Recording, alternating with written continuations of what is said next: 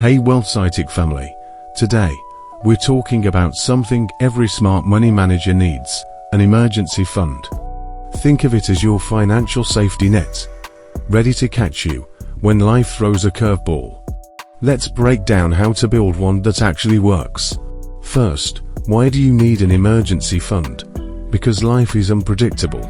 Whether it's a car repair, medical bill, or sudden job loss, having 3 to 6 months worth of expenses saved gives you peace of mind and financial freedom. Start small. Even saving $20 a week adds up over time. The key is consistency, not speed. Set up an automatic transfer from your checking account to a separate savings account. Keep your emergency funds separate from your regular spending money, so you're less tempted to dip into it. And make sure it's in a place you can access quickly, like a high-yield savings account.